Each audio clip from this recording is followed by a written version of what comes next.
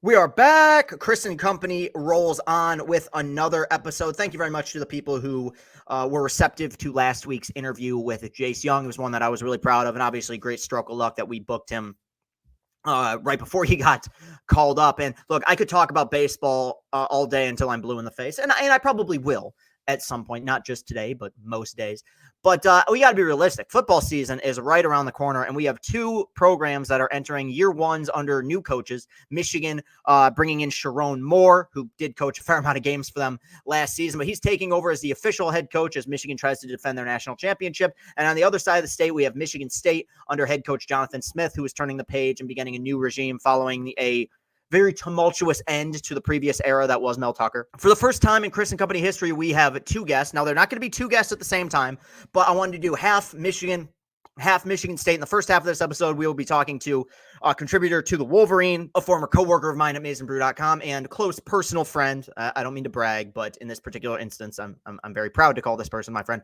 Anthony Broome will be joining the program. I'm going to pick his brain about what year one in the Sharon Moore era is going to look like. He's been around this program for a long time. He's seen a lot of highs. He's seen a lot of lows, and we're going to reminisce, maybe walk down memory lane a little bit, but also, get a preview of what's in store for this new regime. And in the second half of the episode, we're going to talk to Matt Sheehan, the host of Locked On Spartans. I'm familiar with the Locked On Network. I used to host Locked On Tigers. A lot of really great people there, and I've always liked and supported Matt. I think he's one of the best. Two really great follows on social media, both of these guys. And if you're watching this on YouTube, we will link to their socials in the description of this video, so you can follow them on social media and follow their content as well, especially on Football Saturdays. If you're watching this on YouTube, hit that like button, hit that subscribe button, whatever platform you're watching or listening to this on. If you like this, make sure to spread the word. I really want this to grow. Austin and I have a lot of content planned coming up, and that includes several more Chris and Company episodes, which we're scheduled to record here pretty soon. At the end of this episode, we will preview what next week is going to have in store as we do a Detroit Lions preview. How about this? The Detroit Lions have Super Bowl aspirations. Who'd have thunk it? But we'll cross that bridge when we get to it. For the time being, let's jump right into our interview with contributor for the Wolverine, my friend, Anthony Broome.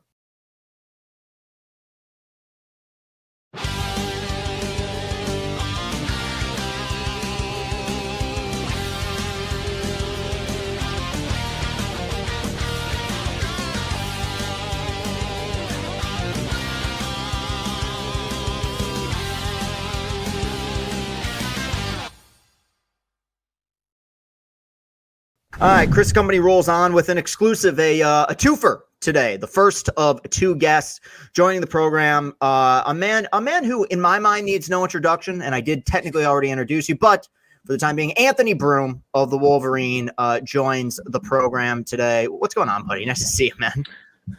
Good to be back on the airwaves with you, sir. Yes, we had our first press conference of game week here on Monday, a couple days ago, as we're recording this.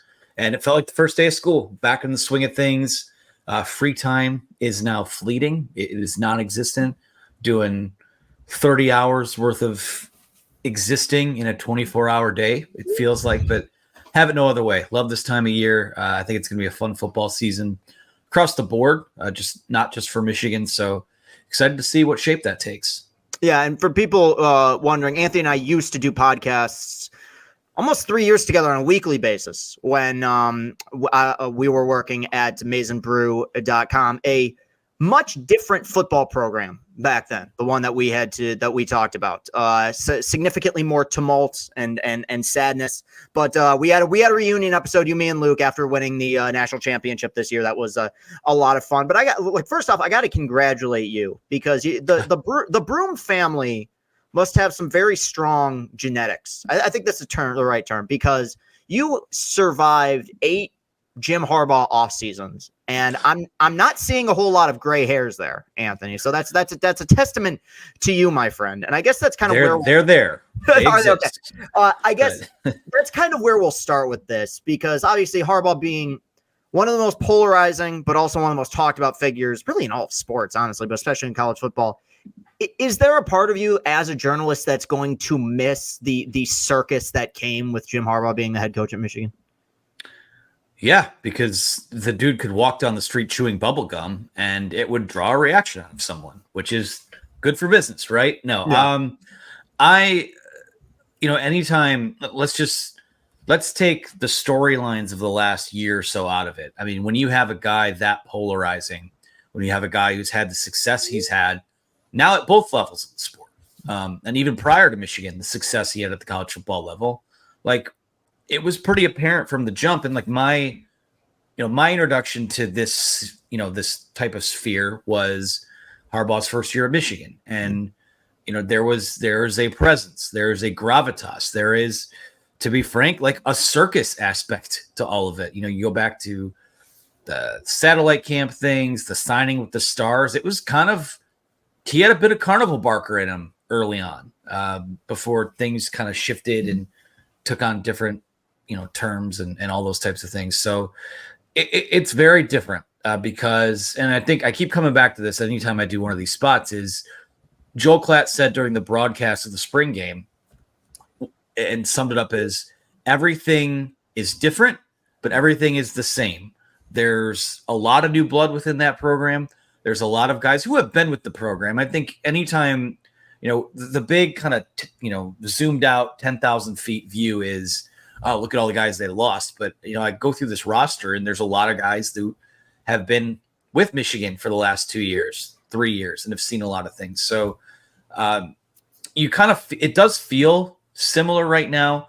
That footprint, that sort of the culture is still intact. I mean, it was essentially, Sherrone Moore is the handpicked successor. So in a lot of ways, it's been a grabbing of the baton. In other ways, it's better than it was. In some ways, it's probably going to be lesser than it was. But you will miss the guy just because it was so entertaining. And listen, I mean, I have people ask me all the time, what do you do when the season's over? What's there to write about? What's there to talk about? And I'm here to tell you that, except for maybe a pocket of 3 or 4 weeks in June and July, there is always something to talk about with Michigan. And there always was something to talk about at Michigan with Jim Harbaugh. So I will miss that also. And I just think, there are things about it I won't miss. The lightning rod stuff, certainly the fever pitch that all of that reached last year. Yeah. But it is different now. And I don't know what that means yet, to be honest with you. Just in terms of styles, what do you think are the biggest differences between Sherrone Moore and Harbaugh that you've seen so far?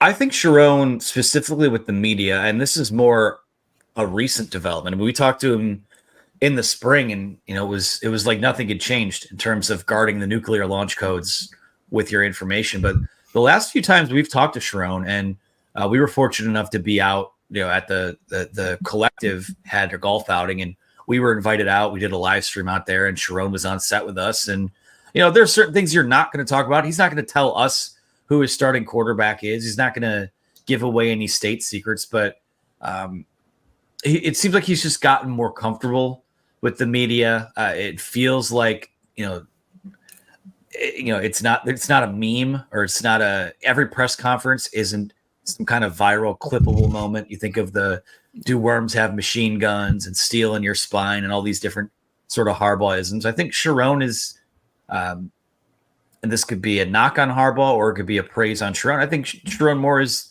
pretty darn genuine. And I think he, like I said, there's certain aspects and, certain tactical stuff that you don't always reveal, but I think he's been pretty forthright with us. I think it just feels like he has a grasp on all of it. And Harbaugh did too, obviously, but for him, like I said, it just doesn't feel a lot different. I think that the best head coaches will defer to their staff, the staff they put around them, and also make sure that it's a player-led organization and that those guys are getting what they need to be successful. And I still see that with him. Was there, from what you gathered, was there any consideration of an outside hire after Harbaugh left the program, or was it almost like automatically determined that Sherrone was going to be the successor? I mean, I think it was pretty much automatic. I think that there were, I'll say this too, like about Ward Manuel, remember when John Beilein had there were whispers that maybe the Detroit Pistons were talking to him. I forget what year that was. And then the next season he goes to the Cleveland Cavaliers. When Ward Manuel hires Juwan Howard, I remember at that press conference him saying, we knew that at some point maybe John would feel the pull, and kind of in my head, I had like an internal list of candidates I'd love to talk to. But I think in this case, it was always Sharon. I think that was sort of,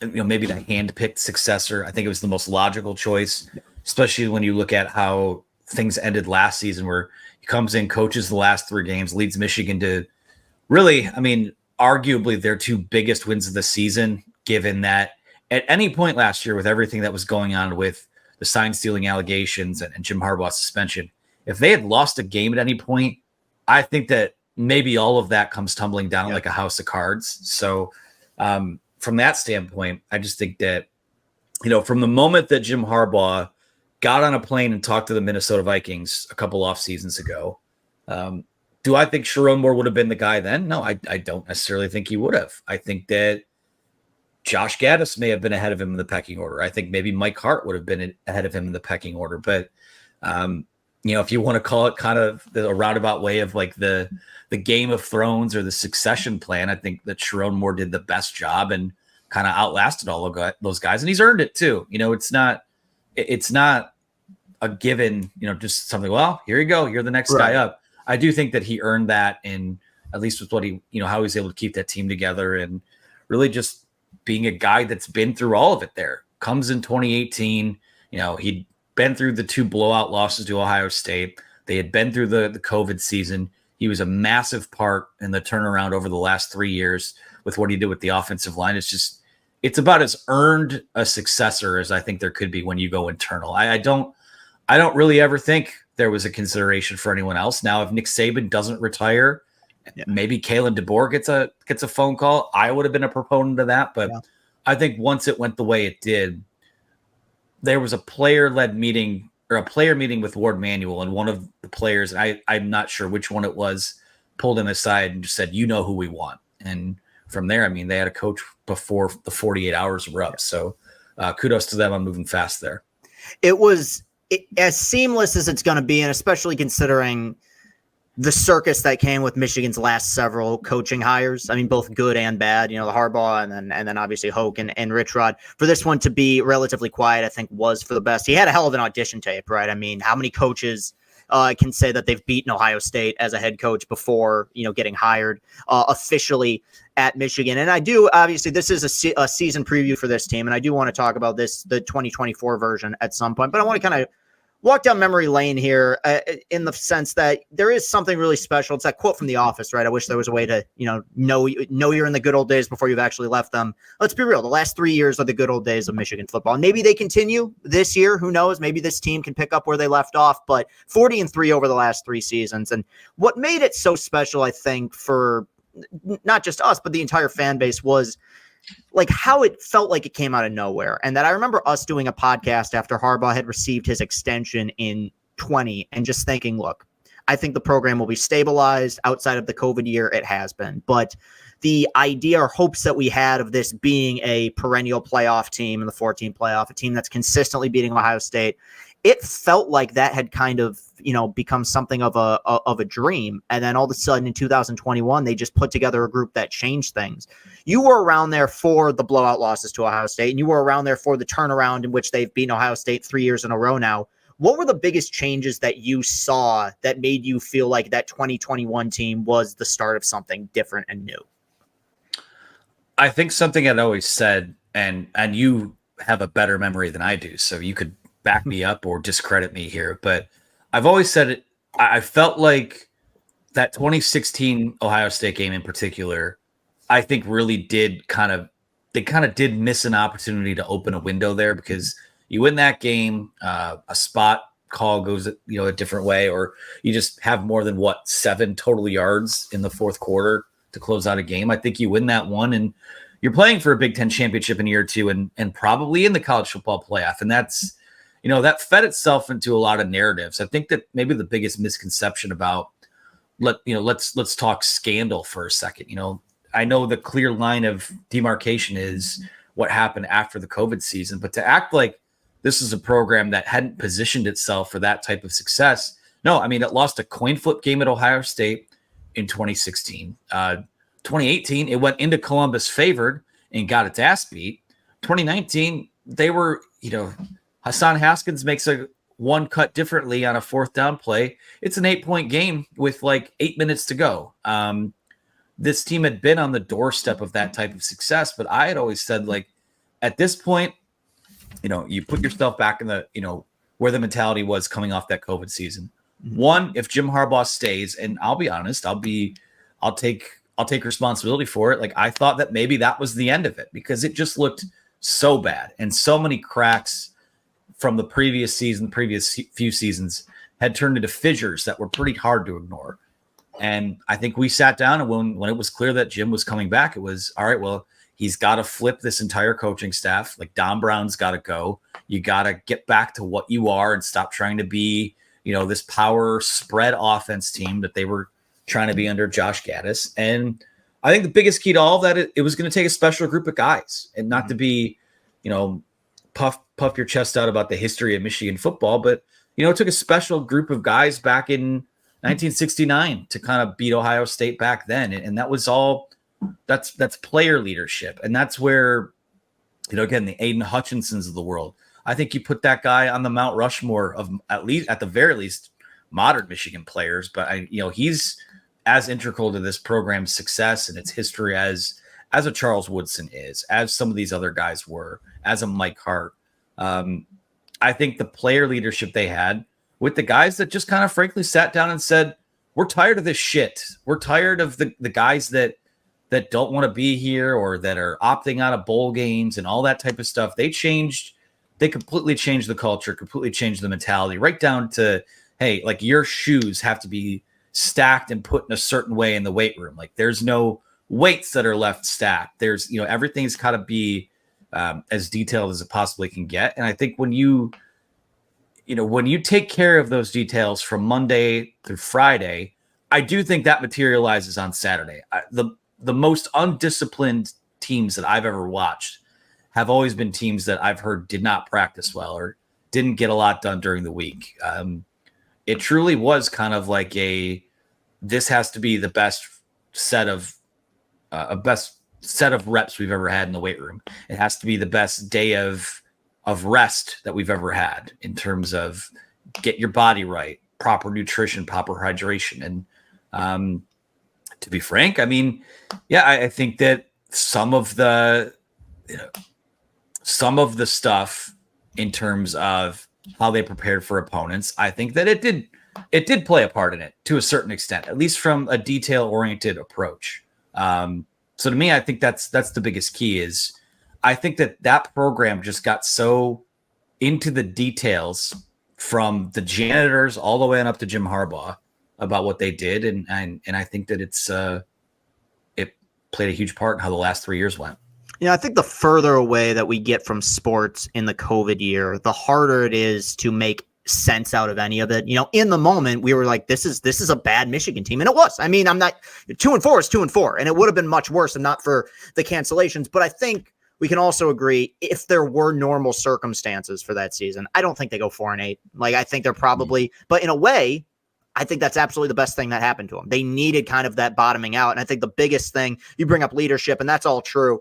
But I mean, I really think, and I'm not the first person to point this out, probably stuck with Don Brown probably 2 years too long, at least. I mean, I would say after the Ohio State game in 2018 probably should have been when they pulled the trigger. He went out and got a staff that was significantly younger. And I think, Minter kind of gets all the praise, and he should. The guy who's really responsible for the game plan to contain Ohio State was Mike Macdonald. And I think that we're going to look back, and that coaching staff is an all-time great one, where you had Sharon in there and you had Macdonald, who was now a head coach in the NFL before the age of 40, which is crazy to think about. Yeah. I'm sure Minter will be there at some point as well. I remember, we still, the Maize and Brew Boys still have a text thread that you, me, and Luke participate in, and we talk ball. And before the Ohio State game in 21, both of you were kind of indicating that there was something about the preparation that felt different about that particular game in terms of the way that they were just going about their business. And I remained very skeptical because I'd had my heart broken a million different times in that game. But like, in terms of just the way they they carried themselves through that entire process. Was there a certain moment in that season where you felt like there had been something that clicked and that maybe this was the team that was finally going to get over the hump?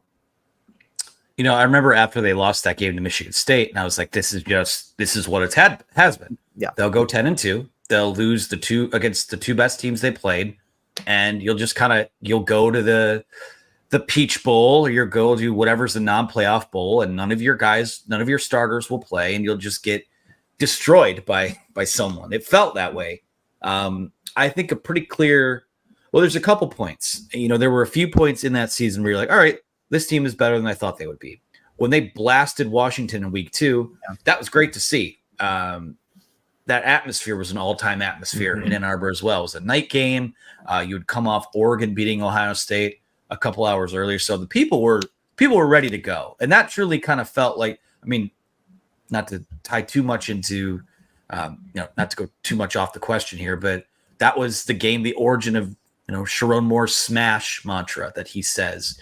That began with the Washington game. So that sort of felt like that's where it started. A couple weeks later, you go, everyone's clutching their pearls about going to Wisconsin and how that's such a tough place to play. And it had been a tough place to play. Michigan hadn't won there since like 2003. You go there and you destroy them. And then you win a tough night game in Nebraska. So I think a lot of people were like, hey, you just take it 1 week at a time. This team looks pretty good right now. And they lose the Michigan State game and you go, all right, here we go again. You'll see what they're made of from here. And I think for me, when I felt like maybe that there was something different about this team was when they won that game at Penn State. Yeah. That was, to me, I think the single biggest turning point in that season, because that's a game you play to make your game against Ohio State matter. Because there had been too many seasons before that where, I think of the 2019 season, you come into the year favored to win the Big Ten and you lose to Penn State in like mid-October after getting destroyed by Wisconsin on the road, and you're just out of it before Halloween. To win that game was massive, and there was just something about that Ohio State team that you had the feeling that Michigan was going to be able to run the ball on them. Now, did I know that it would be to the tune they did? Did I know that Hassan Haskins was going to have 5 touchdowns? No, I don't think anyone could have predicted that, but it just felt like it was at that point, it was a team that was not going to be denied. And, when we talk about those moments where player leadership takes over, I remember Aiden Hutchinson after that Michigan State game talking about how shitty the bus ride back was from East Lansing and how it was dead silent, but it was like we can't let that happen again type of thing. And what happened after that was, prior to when they played Georgia, which was, I think, another big moment in this whole operation, was pretty impressive to see. Mm-hmm. Yeah, it was the 21 team of the last 3 years, I think, was easily, and somebody's got to be the worst, the weakest of that crew. And yet I have a tremendous appreciation for what that team did and the way that they kind of turned things around. And it was one of the few times where Michigan was a genuine underdog throughout the season. They didn't come into that season. I don't think they were in the top 25 to even begin the campaign, and they ended up making it all the way to the playoffs. So there's a lot of magic there. Now, you've been a part of this run now. You've got to see a national championship, 3 Big Ten titles. You've got to travel a lot. Is there a specific moment that you can think of that stands out to you as kind of the, this is the good life, so to speak, in terms of your covering of this program? The Rose Bowl media room last year had first of all, like a full service bar. There was food and snacks all day. They had massage chairs. It was, as far as I'm concerned, some people would say, oh, you walk to the Rose Bowl when you see the mountains, or, oh, you get on the field before the national title game. For me, it's stuff like that. No, I'm kidding. Yeah, it was, the Rose Bowl for me was pretty big. Cause I think, for anyone in this profession, that's just one of those, that's seeing a day game at Wrigley Field. That's sitting on the Green Monster at Fenway Park. That's seeing a game at Lambeau Field. It's just one of those iconic bucket list types of things to do. And TV does not do it justice. Pictures do not do it justice. You don't really get it until you're there, because you're driving through a neighborhood that looks like, anything in Wayne or Oakland County. Well, not anything.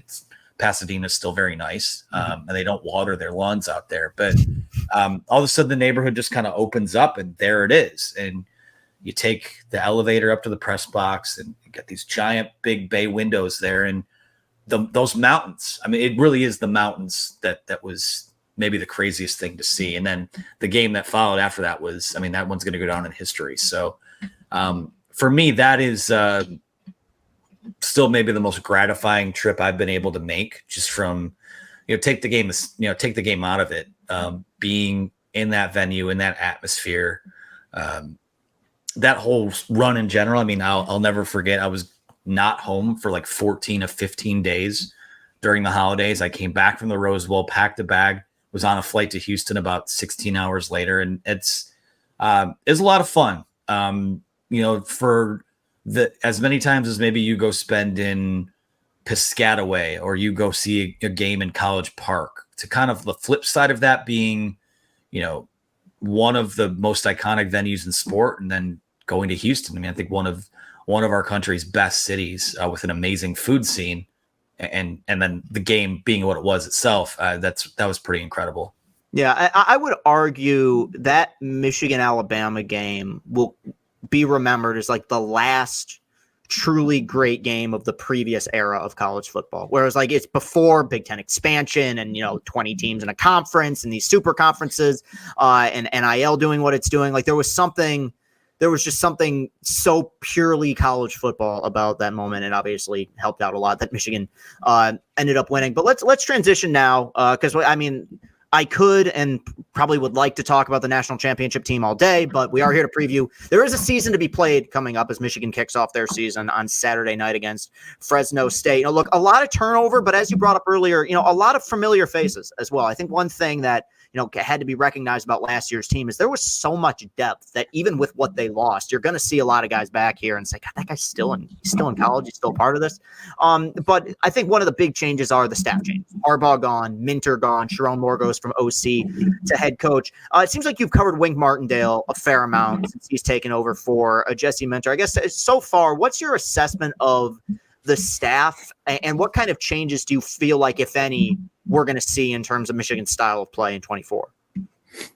I think it's going to look pretty similar. I'll start with Wink. I mean, in a lot of ways, he is the self-proclaimed OG of the system that they've run the last few years, which, they run, it's an amoeba defense. They try to be multiple in what they do. They believe in positionless football. So you got guys out there that could do a multitude of things to not necessarily tip your hand based on personnel packages and things like that. The difference with Wink is that, McDonald and Minter sort of took the Wink style of defense and they added more zone coverages to it. And, had some exotic kind of simulated pressures. And I think they are going to bring a lot of pressure under Wink Martindale. I think that you will see them blitz a little bit more. I think you're going to see them play some more man coverage. And, there's kind of, because Wink is a guy that does traditionally play a little more man, there was this disingenuous take on like Michigan Twitter and on our message board that,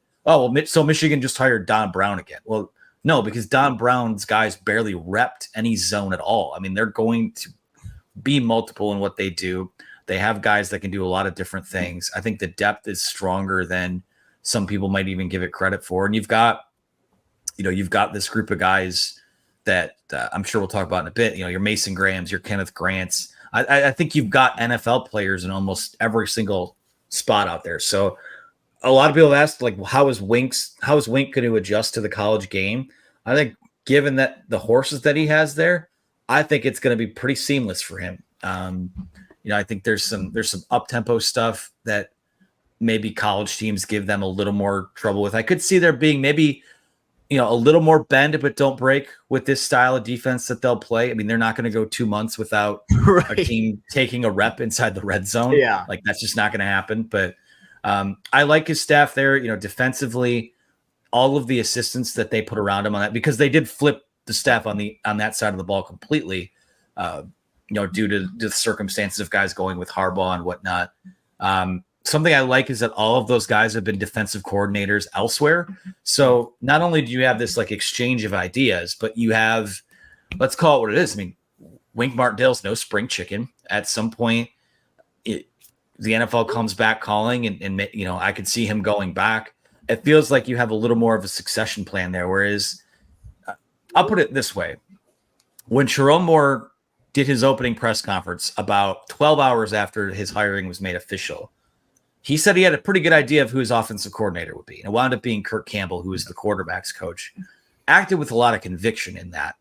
Didn't really have that same amount of conviction in guys like Steve Klingscale and Mike Elston, who were still on the staff at the time. So I do think that that's a little telling about, no disrespect to their tremendous coaches, but to go in and get a guy that is basically the head coach of that side of the ball with guys who have been coordinators in a lot of other places, I think that's a big time positive for Michigan offensively.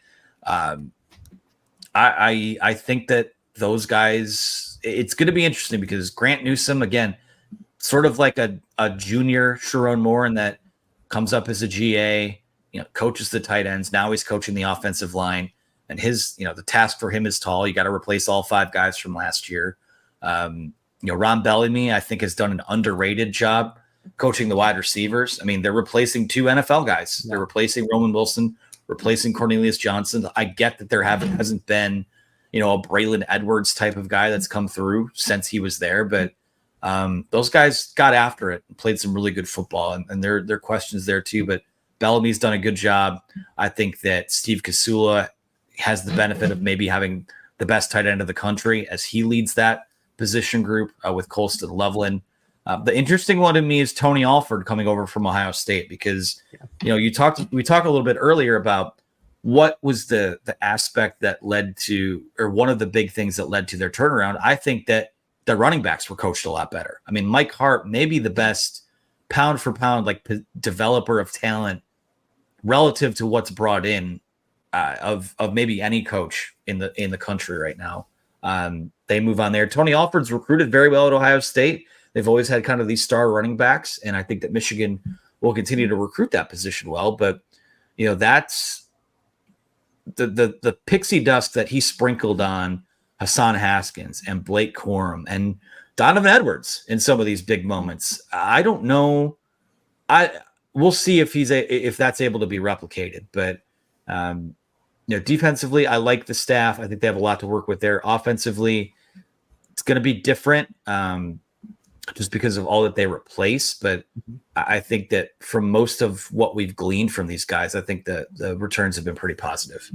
And one of the things about last year's team that stood out, and we knew it would stand out coming into the season, was the experience and the fact that, they never got penalized. It seems like they rarely ever shot themselves in the foot or made mistakes. And while you do have a lot of returning faces, you do have guys transitioning into new roles. In your mind, what do you think is the biggest concern for this team? The most important position on the field in the sport, it's the quarterbacks. Now, I've said this, to me, this feels a lot more like 2015 as opposed to 2017, when you had a couple guys out there that could hardly complete a forward pass. I think that they will get something out of whoever wins this job, and I think it will be Alex Orji. Though I think on Saturday night Davis Warren's going to play a bit here too. But again, they showed.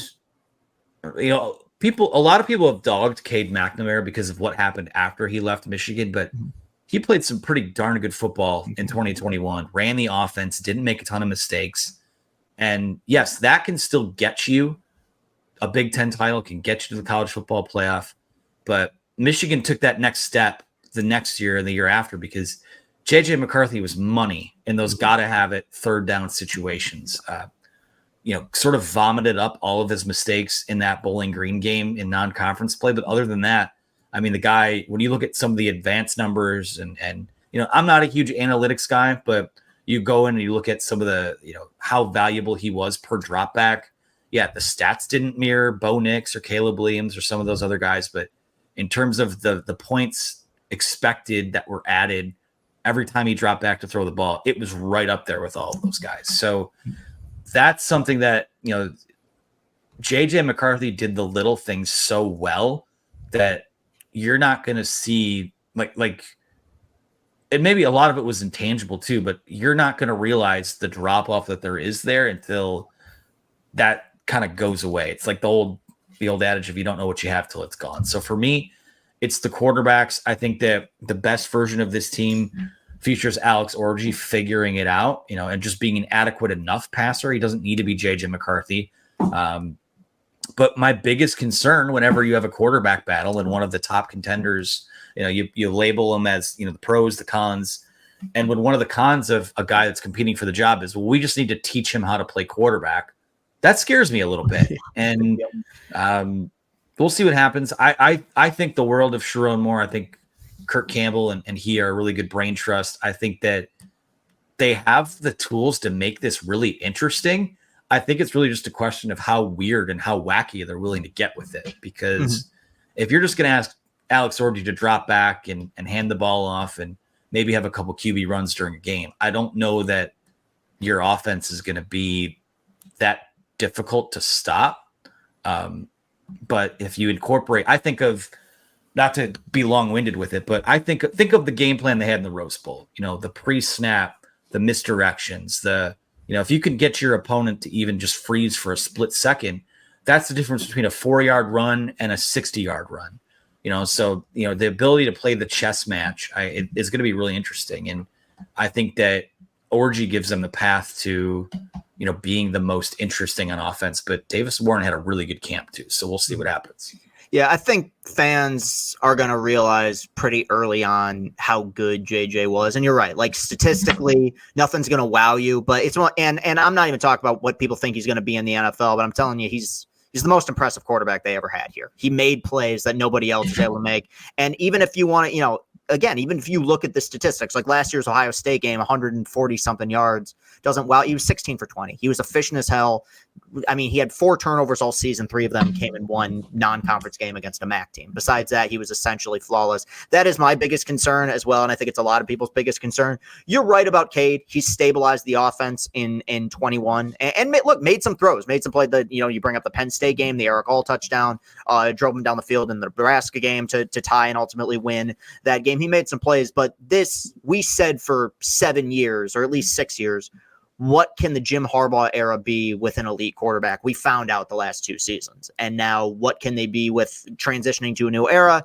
I mean, we're going to find out. I don't know. I mean, I almost feel like he's not being put in a position to fail necessarily, but you're following up, a pretty spectacular previous act with JJ that I feel like there's going to need to be a certain amount of patience with Orji that some people might not be willing to have, especially with that second game being Texas. And, I want to talk about real quick, Big Ten, it's a brand new world, expanded Big Ten. And I talk about this in the next interview we do with Matt Sheehan of Locked On Spartans, where I feel like there are certain teams coming over from other conferences whose styles of play will translate very well. And there are certain teams that I feel like will struggle to adjust to Big Ten physicality. From what you've watched, what you've gathered, who is a program that you think will translate well to the Big Ten? And what's a program that's coming over to the Big Ten that you feel like might have some problems in the early part of their campaign?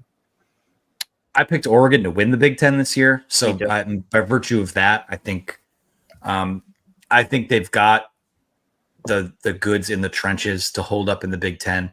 I think that they have probably the best quarterback in the Big Ten in Dylan Gabriel. I think that they've got some really good players on both sides of the ball that, again, if the regular season game between Ohio State and Oregon was in Columbus, maybe I'd feel a little bit different, but I think Oregon is a team that's going to it just feels like it's kind of tailor-made for them to make an impact in year one, which I think the conference would love. I think the TV networks would love, because it's, look at this team's coming over from the, look at how good of a move this was. They're coming in, they're competing for a Big Ten title right away.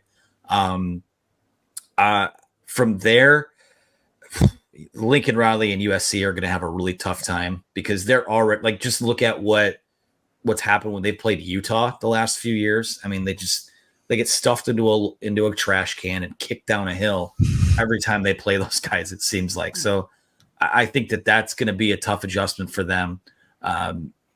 We'll see what Washington becomes with Jed Fish. I think they have 43 of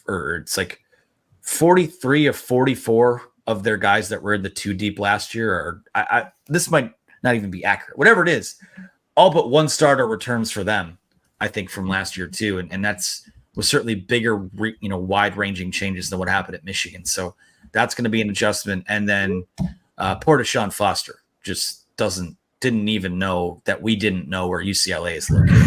So I don't know that things are going to go extremely well for them either. So to me, I think Oregon's the team.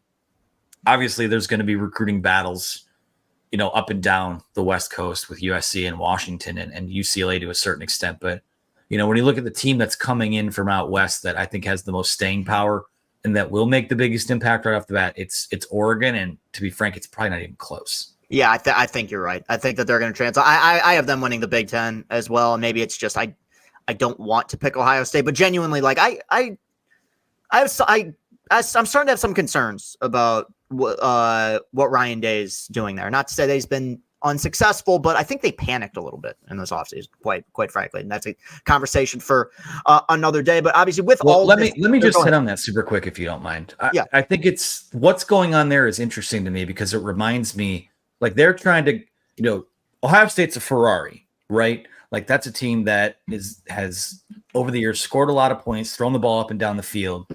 But what's happened to them in their biggest rivalry game has kind of given them an identity crisis. Mm-hmm. And, they're trying to switch to this physical style of football that, to be frank with you, I don't know if they're capable of playing it. Now, last year's team held up in that Michigan game, but what I wanted to say is that what they've done in terms of kind of easy baking a culture change or an identity change this offseason reminds me a lot of what Michigan did with Gaddis back in 2019, where it was speed and space, and we're gonna hold up in a track meet with Ohio State, right? And I think they're getting away from what they are, and that's what does give me pause with them. It's less about Michigan's won 3 in a row or Will Howard's not even as good as Kyle McCord is. I think I have serious questions about the positions that their coaching staff will put them in. And I don't think it's crazy to think at some point Ryan Day maybe overrules Chip Kelly on a play call and that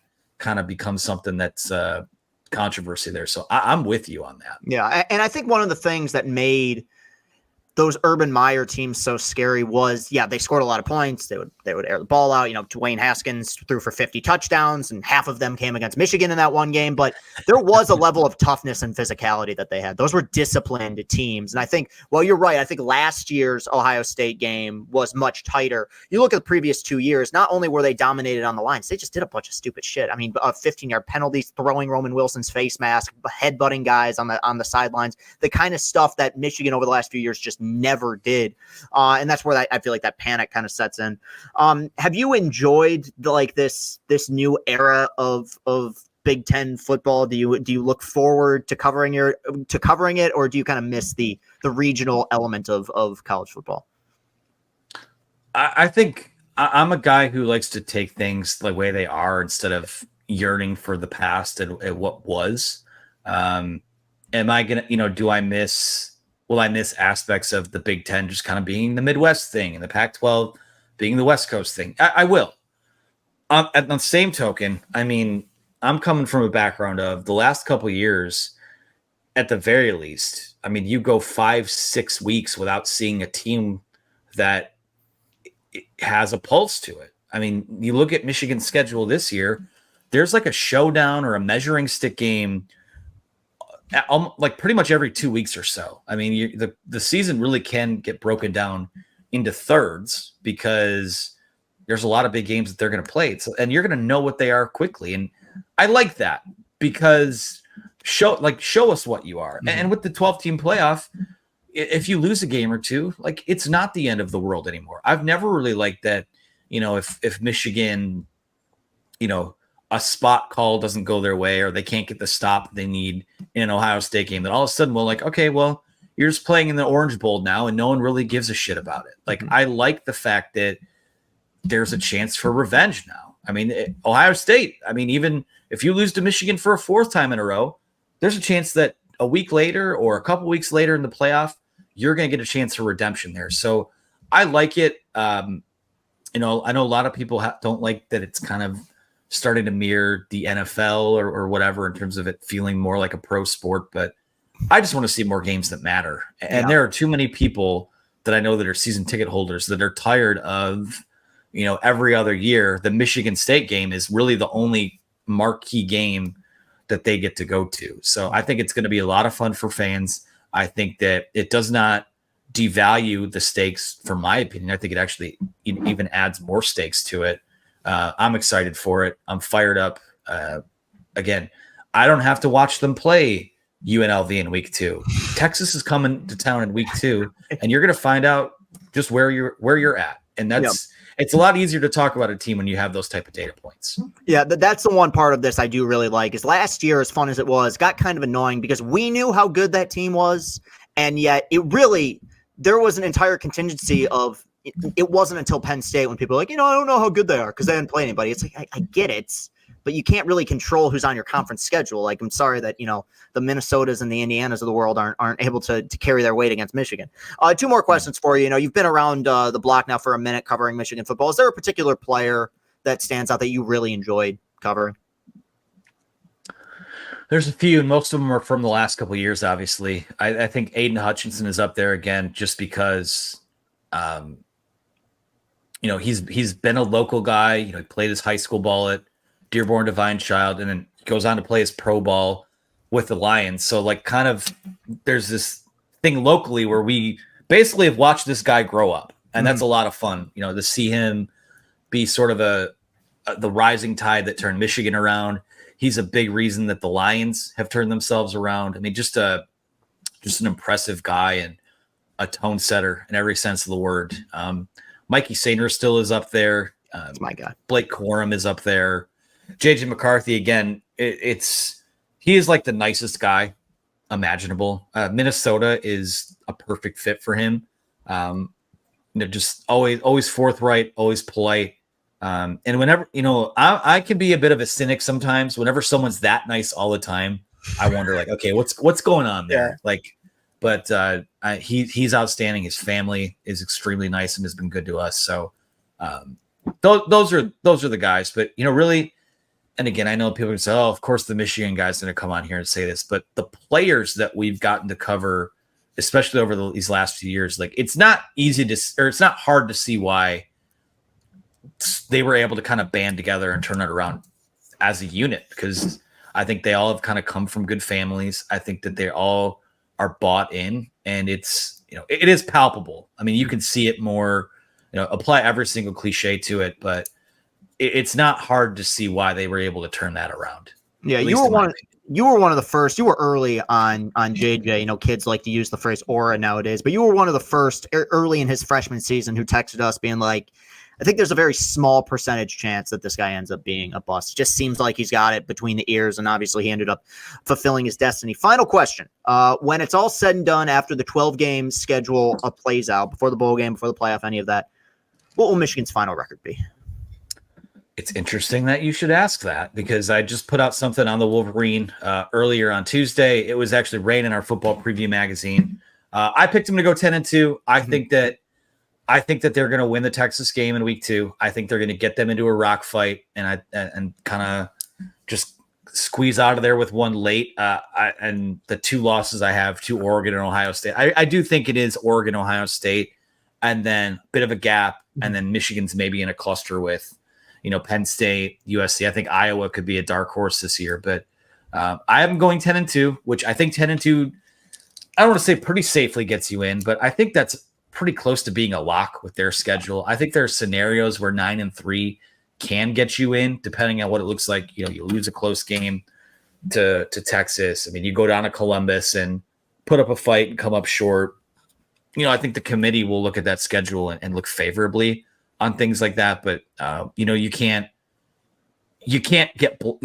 go out like some of the other Michigan teams in the past and get blasted by the best teams you play, because that's not going to get you in. Right. So I have them at 10-2. I think that they're going to be able to put something together where they'll be, that defense alone, I think is going to keep them in every game.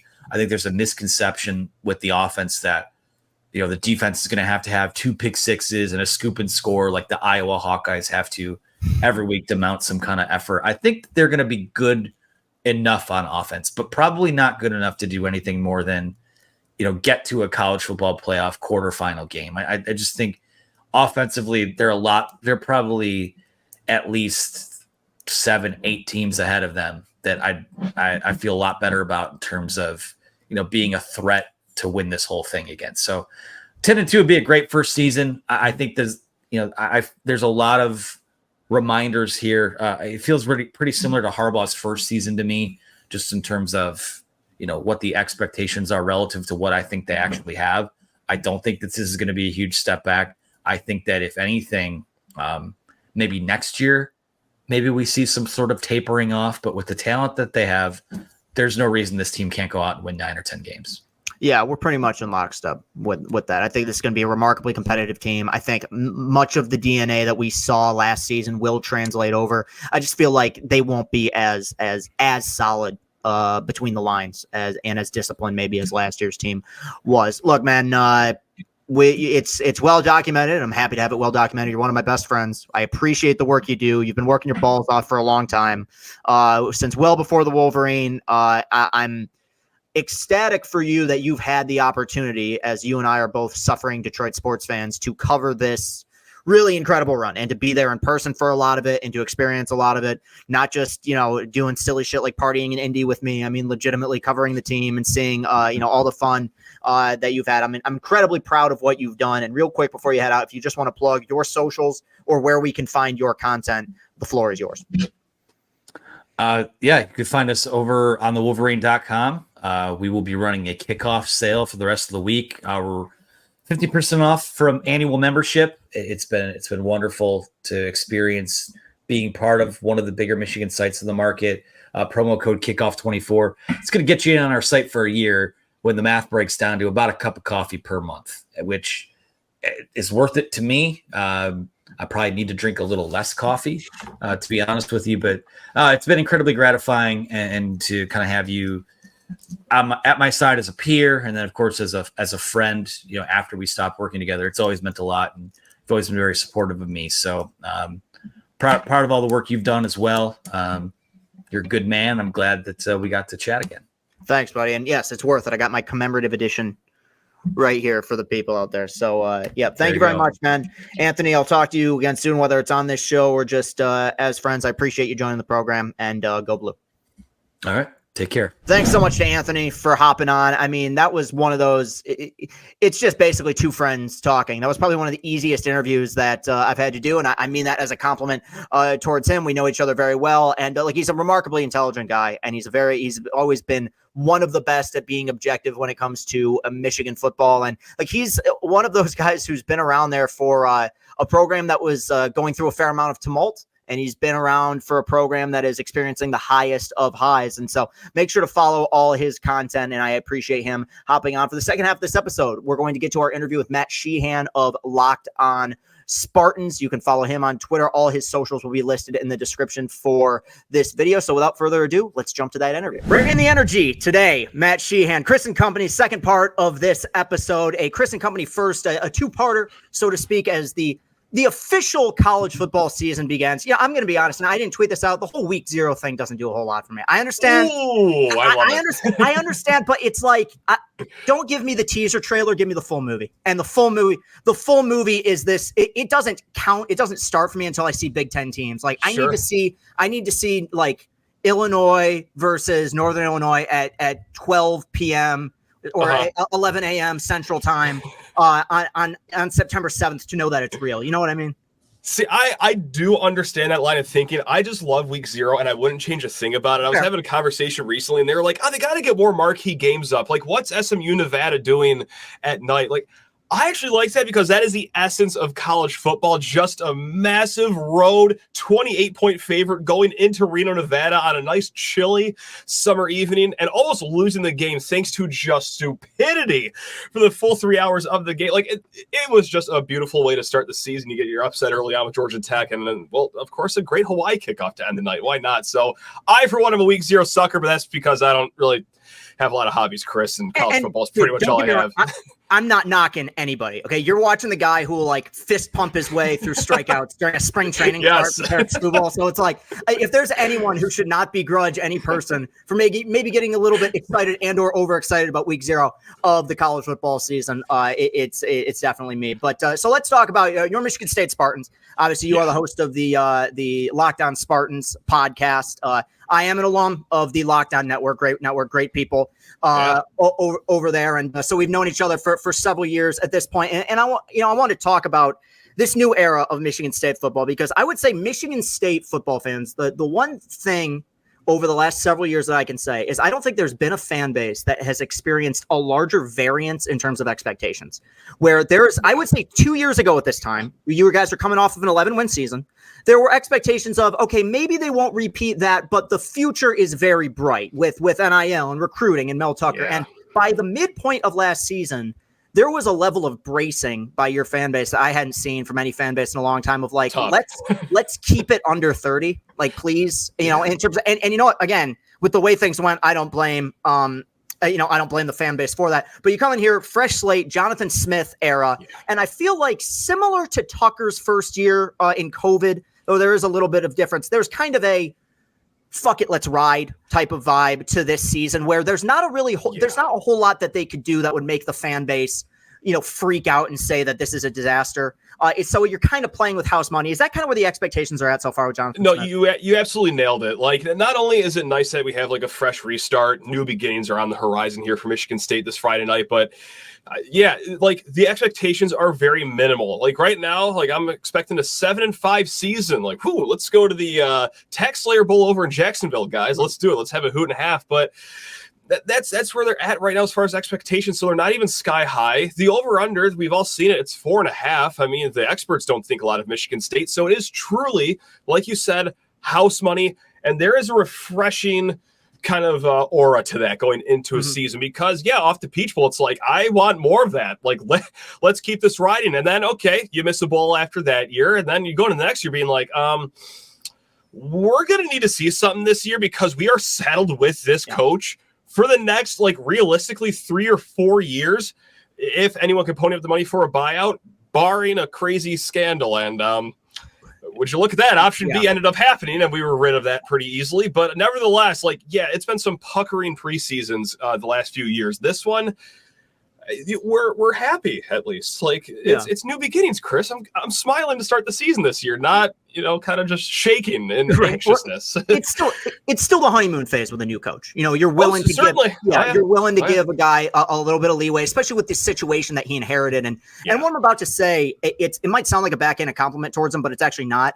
I think Jonathan Smith is a perfect coach to replace Mel Tucker because of how boring he is. Like he's such a plain, like, regular football guy coach. And I think I understood, and I think you did as well, the big swing that the program took with Mel Tucker, with the kind of, there's a ceiling here with the, as the kids like to say, the aura that he brings, the swagger that he brings. And now you're just kind of going back to basics. Is it somewhat refreshing that there's been so little outside noise this offseason and it's just kind of been brass tacks?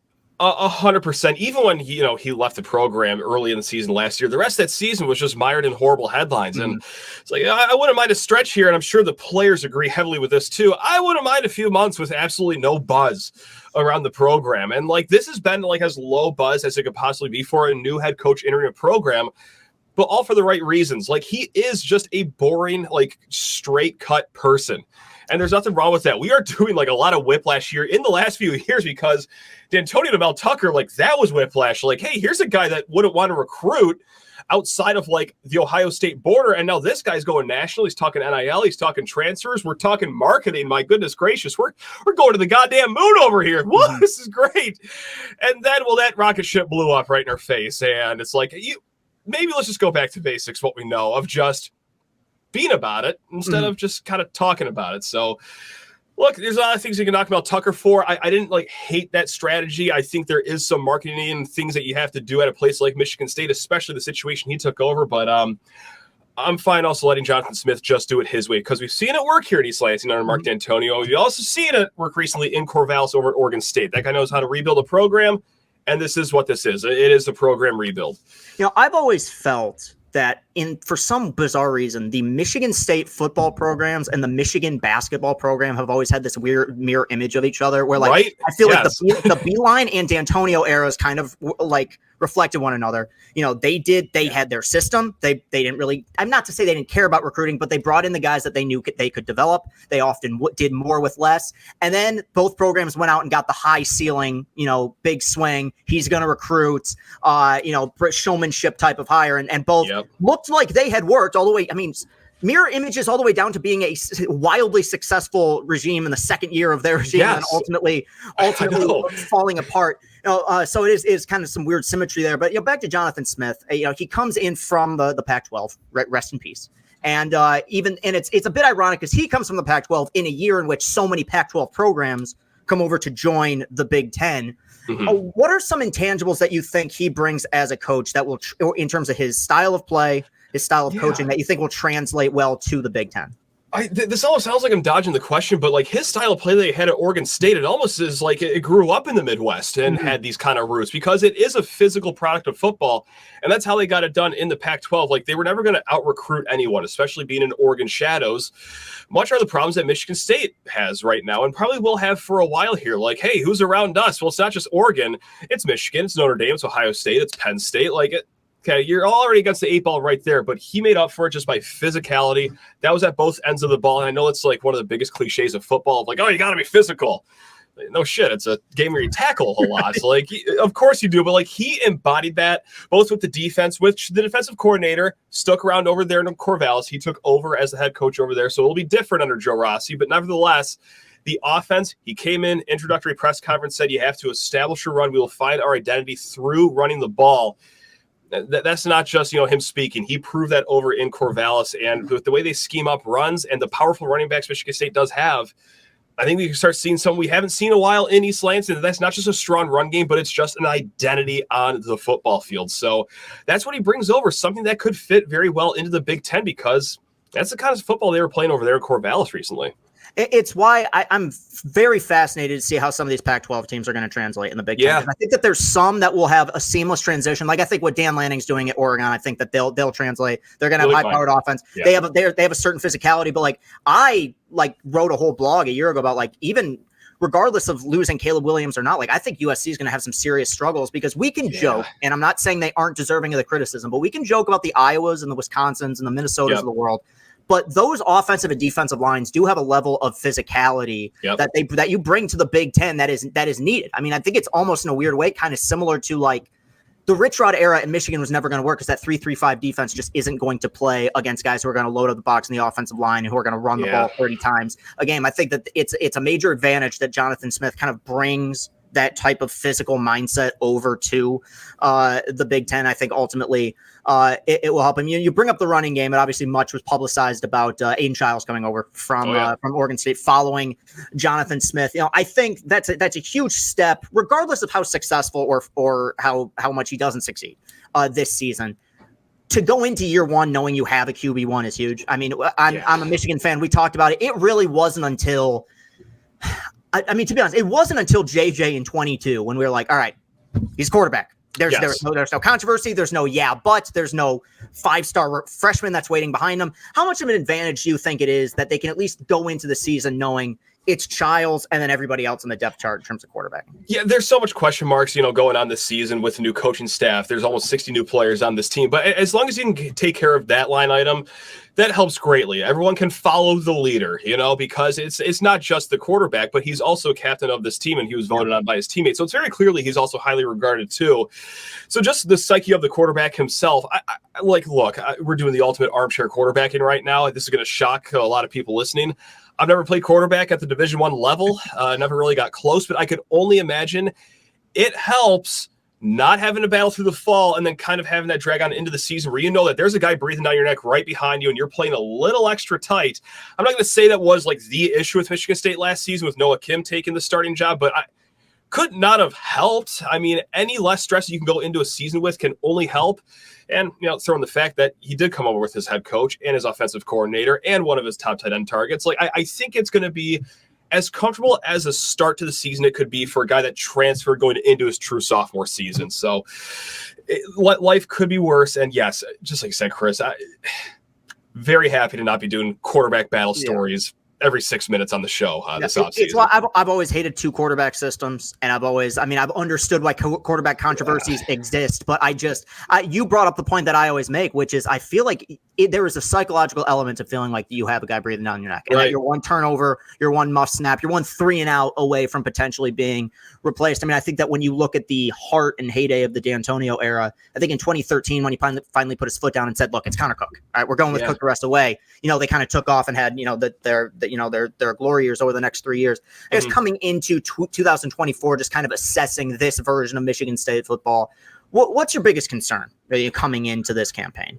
Yeah, we learn every year how important the offensive line is. Now, whether that's just because you watch Michigan State and the offensive line hasn't been that great, or you're watching games in week 0, like, my God, Georgia Tech, they are mauling Florida State. They are doing whatever they want in the run game right now, or pick any college football or national championship. Like, it's all about the trenches. And Michigan State, yes, they got 2 really good transfers, Luke Newman, Tanner Miller.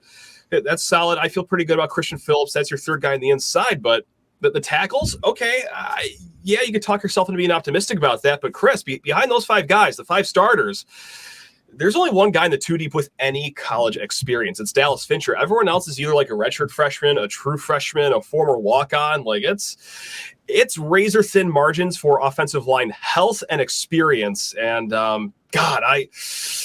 that's what concerns me because, it's just one position group, but it's arguably the most important position group on the field. So that's my concern. It's a big one. And honestly, last year's Michigan State team, the quarterback position was kind of a mess, but in a lot of other skill positions, it was hard for me to properly judge because they were so easily manhandled on the lines where it's like, I mean, you see there's that whole talk in the NFL about how running backs aren't as important as they used to be because offensive lines are more important. Like you give, Isaiah Pacheco was a whatever at Rutgers, and he's really Super Bowl winning, running back with the Chiefs behind a great offensive line. I think that Jonathan Smith did the most he could in the offseason of acquiring what he could in the portal and getting a core of position players, some that he inherits, some that he brought in.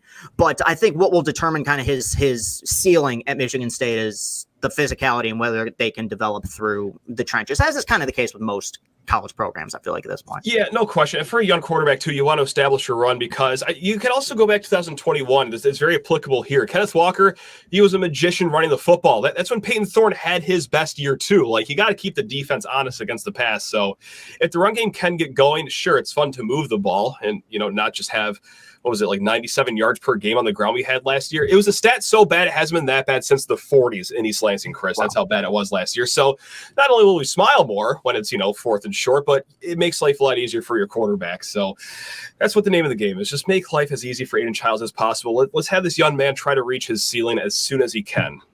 What is interesting and also somewhat frustrating about both Michigan but especially Michigan State this year is there's so many new faces. And I think this is just the way it is with the portal where the idea of growing up and getting to know these guys through 3-4 years, it's not as likely anymore. So there's so many new faces. Who's a player or maybe a position group that you feel like could end up being more successful this year than a lot of people believe coming into this campaign?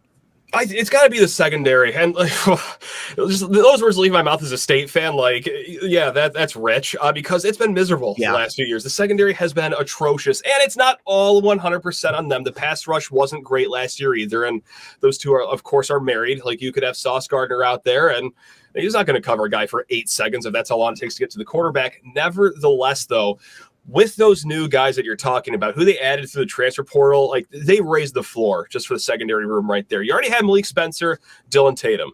That's great. Okay, awesome baseline right there. Charles Brantley, who actually I thought he was going to be a backup going into the season. I've been hearing that he's had a really good fall camp and he's going to be starting this year. Nevertheless, Chance Rucker, true freshman last year, he's coming back. Okay, you felt okay about that core, but then you add Ed Woods, a guy that was a top 10 pass defender in the Pac-12 Pro Football Focus last year. Legend Cavazos, a guy that's versatile. He played a little bit of everywhere in the secondary. And then Nikai Martinez, guy that started all 12 games for UCF last year playing safety. So it was already solid, Depth wasn't really there, though, but they just, said, screw it. I want to feel even better than just about it. So they added 3 transfers in the portal. So the secondary, I think, got the biggest injection of talent this offseason. Where do you as a fan stand on the portal right now? Because obviously you look at the football program, the biggest success of all successes came in the portal with Kenneth Walker. You look at, another program in at the university with the basketball program that's been kind of stubborn with it, though they have used it a little bit this year. I guess the way that I view the portal is it's very similar to free agency in baseball, where you can supplement the core that you have with talent from the portal, but to build a program through the portal just isn't going to work. You need guys that have played together for several years. Is that kind of where you stand on it as well at this point? It is, yeah, especially like with where Michigan State's at right now. Like, don't get us wrong, like there are other programs out there that can just, buy the top talent. Like, look what Ole Miss just did in their transfer portal season. But by and large, the transfer portal is just a bunch of Band-Aids. It's nothing that's really going to fix anything. Now, yes, sometimes when you're rifling through your box of Band-Aids, you're going to find a scratch-off lottery ticket that's worth $10,000. And my God, that guy's name is Kenneth Walker. This guy's going to single-handedly bring us to a Peach Bowl. A scratch-off lottery ticket worth 10 years, $95 million. There it was right there. Yeah. That's what I'm talking about. But, that's the thing. So we were wrapped up into this very early on, and I was a victim of this. Is you can just get bangers in the transfer portal. Those other coaching staffs don't know what the hell's going on with their players. We'll break them. We'll make them right. But no, in all reality, it is just a bunch of Band-Aids. By and large, there are reasons guys are leaving their program. Sometimes, like the Ed Woods thing, that's very confusing to me. He was going to be a starter at Arizona State this year. Maybe he wanted to go higher than Big 12 football. Nevertheless, the point is, it is just a lot of Band-Aids until you could start homegrown your own recruiting to a place where you can have a stable cruising altitude. Yeah, I think people often overlook, and it's a word that I think can be overused, but culture does matter. And sometimes you can go out and get a guy who talent-wise seems like the perfect fit, but culture isn't. That's why, they're going to be really good, but I would hold, as far as the people that are crowning Ohio State national champions already this year, to me, I feel like that's somewhat of a mistake. I could look back on that and be wrong, but to me, and I don't mean to make this an Ohio State discussion, but I figured we'd throw it in there. Ohio State was basically 30 yards away from winning the national championship last year, or maybe they lose to Bama, but they were 30 yards away from at least winning the Big Ten and going into the playoff as the 1 seed. They went out and they bought a bunch of guys in the portal, and they bought a bunch of really talented players. That's undeniable. But there are also a lot of talented players that haven't played with the other guys on the roster before. Now, if they gel like the way that, say, Kenneth K9 did, several years back, then we're probably talking about a team that can win the national championship. I think as far as Jonathan Smith's era is concerned, you have to do what you have to do to field a team. I mean, the situation he inherited was such a mess that Band-Aids is a perfect way to put it. And I think in year 1, year 2 of a regime, sometimes the most you can ask for are Band-Aids. That's really it. And you know what? But you also got to fill it with guys that fit your culture too. And that's been such a thing. That's another cliche that we're hammering home. Physicality first, culture second. And that word has just overtaken this offseason for Jonathan Smith because you see it in recruiting, which, I think will get better than where it is right now. Right now it's hovering around 50. I'm not going to go on this whole long rant as to why it is, but nevertheless, you want to supplement what you can do in recruiting with guys that fit your culture. And he's always been like that at Oregon State. So when you're trying to establish an identity on the field, it helps to establish one off the field. That is 2 things Michigan State was greatly missing the last few years. And look, if you can just get the right guys in the room, okay, that's a good starting block for what you want to do on the field. And then hopefully it transpires to some success. But yeah, as long as everyone's pulling on the same side of the rope, and more importantly, can at least identify where the rope is in the room. That's how much question I had the last few years with how the culture was. But that can only help this team. So it's been a breath of fresh air for those players. Yeah, we're talking about the portal, but as talking about a coach that is coming over from Corvallis, obviously kind of a West Coast background, do you have any concerns about his potential ability or inability to recruit in the Midwest, especially in the state of Michigan? Yeah, he checked all my boxes. He was really at the top of my list, Jonathan Smith. But the one thing that was unchecked was the recruiting, because I don't even know if he's stopped at a McDonald's in the Midwest ever in his life, let alone laid any coaching roots down here. But what he did, he's also put his ego aside, which is really nice. And also, I hate to say this, he's got another breath of fresh air here in East Lansing. He hired a defensive coordinator, Joe Rossi. Okay, he's been very hands-off with defensive coordinating. He's basically flipped Joe Rossi the keys, say, hey, you know this place more than I do. Go ahead, hammer it home. So they got a few guys on staff, also guys like Courtney Hawkins who have been around Michigan State. all in all, there's about 4 guys in the staff that either have Midwest ties, Michigan State ties, some combination of those two. But just to pull an anecdote here, this is from a story from Spartans Illustrated not too long ago. This is another example of him just putting his ego aside and knowing what he is good at and what he's not good at. When he's making the closing speech to these recruits, he's not the guy doing the closing speech. It's actually TJ Duckett, the former running back in Michigan State, that is doing it. Like, he knows he's only been here for 5, 6, 7 months, however long it is when he talks to these recruits. So he's saying, why act like a poser? Why act like someone who I'm not? Let's let Todd Duckett do it. And I think that also kind of just goes around to a lot of other things. He knows what he is good at. He will delegate to outside things. So yes, he is West Coast, not a lot of Midwest ties, but I also don't think he's going to try to overreach what he can do in the Midwest before he's actually ready to do so. Yeah, and I also think in a weird way it helps with Big Ten expansion where recruiting is national. Yeah, definitely. Like, it used to be, college football used to be, they talked about it's a regional sport, and Big Ten schools recruited from, Big Ten states and Big Ten counties. But now I think, like, we're going to see, he can go out and get guys from Oregon. He can get guys from Washington. I think that it's a more of a national brand, which I think will help him. What do you think the ceiling is for Jonathan Smith? Or actually, let me take that back. What are your expectations, I guess, at this point? Because you're coming off of a regime that, ended disastrously, did show promise at one point. And before that, you had a regime that at its core was the heyday of Michigan State football. Do you view Jonathan Smith as a coach that, similar to what D'Antonio did, can have a run of 3 years where he has a top 5 program? Do you think that's too high a goal? Do you think that's too low a goal? What do you think? No, I think incredibly highly of Jonathan Smith, and just the fact he was able to get 10 wins over in Corvallis, Oregon, like that speaks a lot to how well of a football coach you are, and like what you can do, not just on the field, but off the field too, and just keep the team, wholly united together. Like, a lot has to go into a 10-win season over in Corvallis, Oregon, for it to work out. So, the expectation is college football playoff sometime in the future. Now, I wouldn't expect it this year. I would hardly expect it next year, but with a 12-team playoff, you can go 10-2. I mean, hopefully, a schedule falls in your favor. You get a favorable draw. I don't think it's out of the question. It's going to take a while to get there, maybe 3 years to get to, that kind of talking. But yeah, I do have, expectations that, yes, this guy can bring us back to the college football playoff that we were accustomed to about 10 years ago. God, I hate that it was that long ago, but yeah, I know. That was going to be my next question, because we're coming up on, last year was obviously the 10-year anniversary of the Rose Bowl winning. Yeah, I know.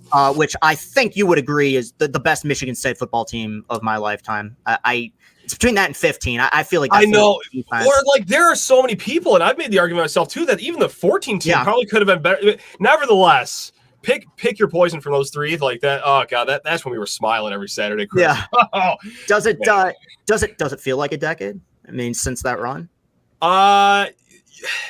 Honestly, no. And maybe that's concerning because maybe I've just blacked out all the bad years, like the 2016 year, 18, 19, the Red Box Bowl, and the Pinstripe Bowl. It's like, maybe I've just deleted those from my hard drive, but it does feel like, oddly enough, it was 5 years ago, but that's not a Michigan State football specific thing. I might just be talking about my personal problems right now, because I have no concept of time anymore. I don't know if it was because COVID happened. I don't know if it's because I have kids now and every day is just crazy, but things that happened 10 years ago seem like they happened 5 years ago. Things that happened this morning feel like they happened last month.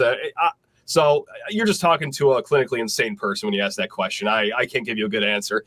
But no, it doesn't feel like 10 years. I think when it comes to sports, I think a lot of people kind of are in that bubble. That was, and I grew up in Lansing, and it was obviously, I was in high school at the time, which was not always fun as a Michigan fan, and in the heart of Lansing when you're going for minus 48 rushing yards in a rivalry game. But that's tough. Do you have? It was such a memorable time, and there's so many. I mean, like people's basements are loaded up with memorabilia from that time, and I totally get it. Do you have a specific one that stands out of like this was it for Michigan State football? Like a defining moment where they reached their pinnacle. Yeah. You know what? Just because it was at the end of those glory years, maybe it wasn't like the best moment or whatever, but it was the drive against Iowa. Yeah. Just because that embodied everything Michigan State was. Pound, green, pound. We're going to bleed 9 goddamn minutes off the clock right now. And of course, we're going to win in dramatic fashion because that's all 2015 was. Yes. I lost 10 years off my life that season alone, but LJ Scott just dunking the ball in the end zone like that. Yeah, that was a culmination of 3 great years of just physical, tough-nosed football. And, Connor Cook just pulling magic out of his ass too at times during that drive, man. That's my favorite. I'm going off on a tangent now. My favorite Connor Cook thing is that every single time he went out to do the option, not once did he ever pitch that ball. Like I don't know if other teams ever caught on to that or what, but like, oh my God, that ball was staying in Mr. Cook's arms the entire time. I'm just thinking of that drive again and how that fourth down where he kept the Chris, that's when I used to be happy. Oh, no, I feel it, man. And obviously that led way to what ended up being a frustrating end, for the fan base in terms of the way the Tucker era went. But I think we look back on where their head was at after year 2. And I think the mindset in the moment, now it turned out that it was very fluky and largely off the backs of one amazing player who is translated to be an excellent NFL running back, unsurprisingly. Certainly. But I think the mindset of we want to be a program where our best guys, our best coaches don't leave was the correct mindset. I think that they gave that contract to the wrong guy.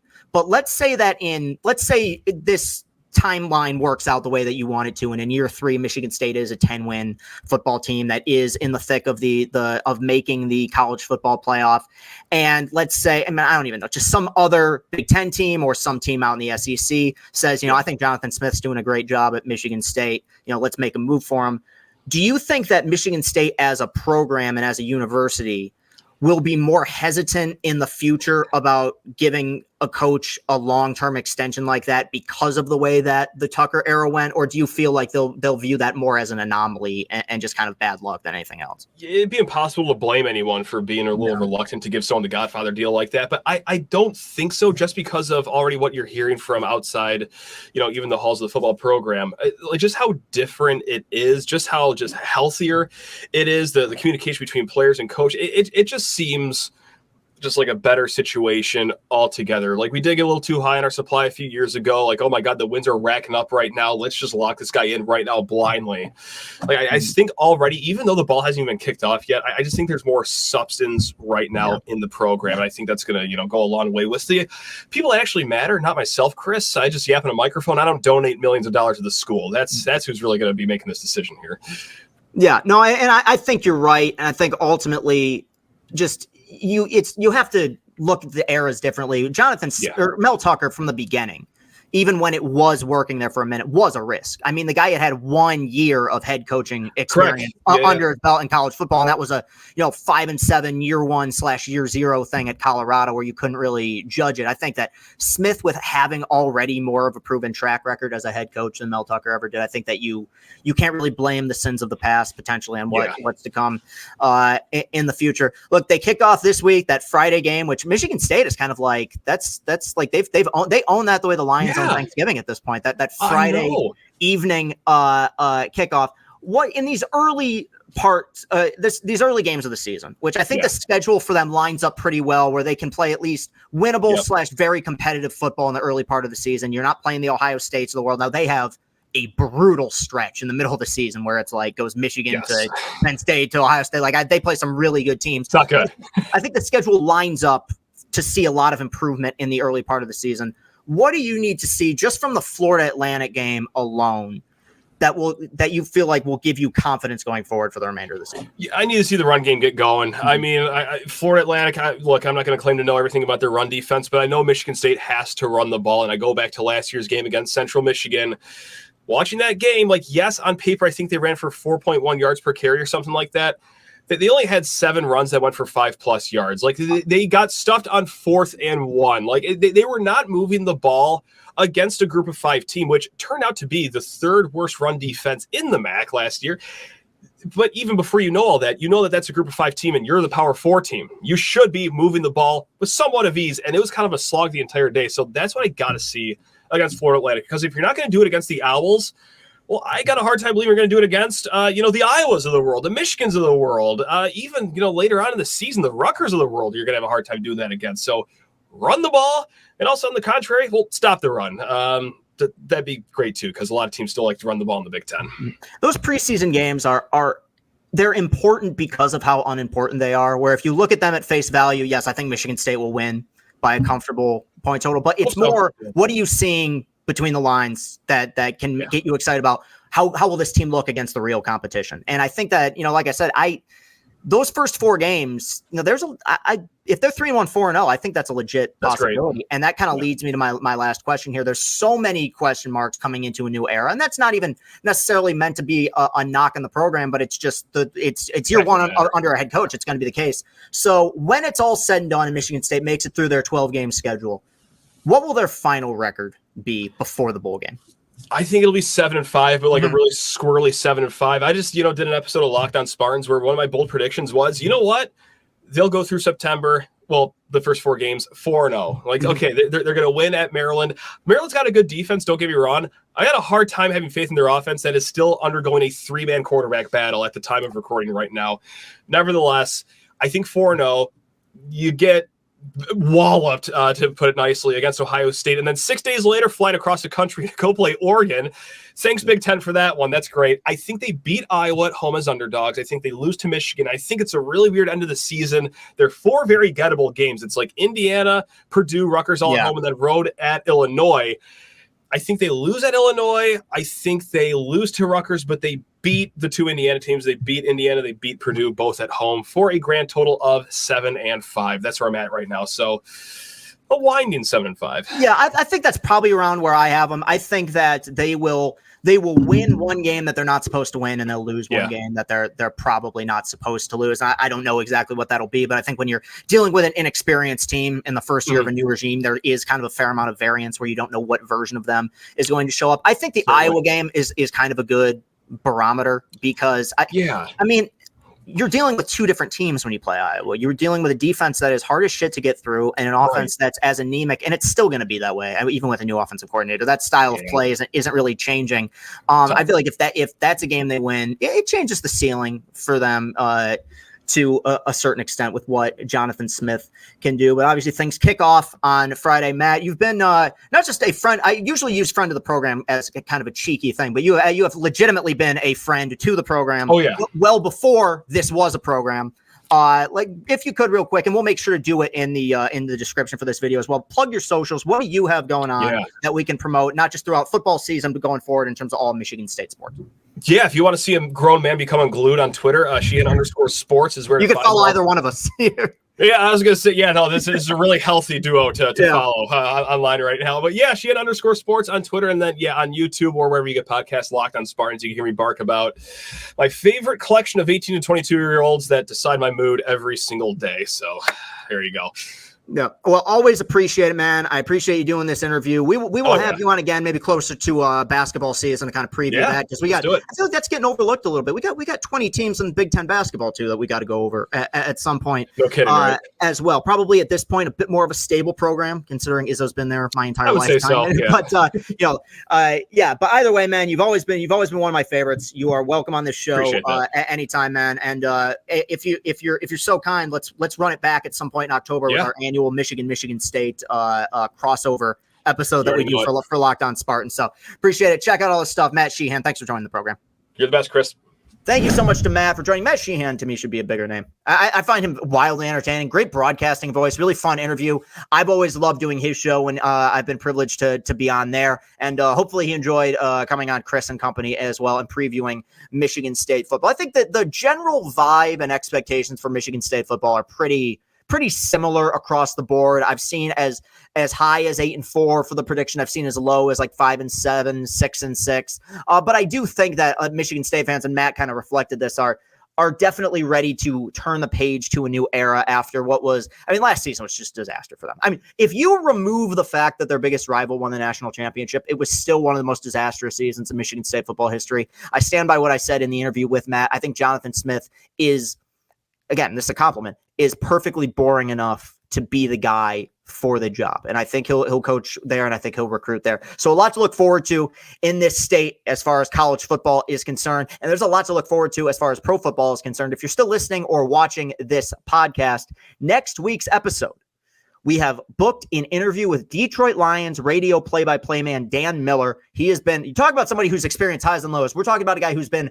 on the radio for an 0-16 team and a guy who's been on the radio for a team that's made it to the NFC Championship. I can't wait to get his perspective on where the Lions are at currently, what their culture's like, the changes that he's seen in the organization, and also what the expectations are for this current season. There are people who are saying it's Super Bowl or bust for the Detroit Lions, which is an insane statement considering the Detroit Lions have never made it to the Super Bowl. But you know what? They've earned those expectations. You can follow me on Twitter /X. That's Castellani 2014. Find me on Spotify, on Apple Podcasts. You can follow the show. Make sure to subscribe on YouTube because we got a lot of content coming down the pike. Austin and I have bounced a lot of ideas back and forth off of each other. I think you guys are really going to like some of the stuff that we have coming out. We got a top 10 favorite movies video, a lot of film rewatches.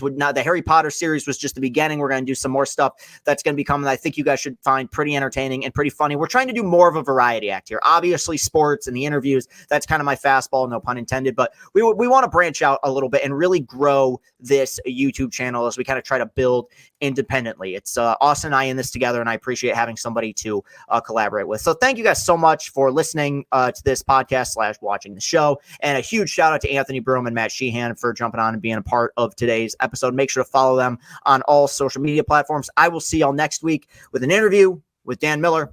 Thank you so much. Peace and happiness.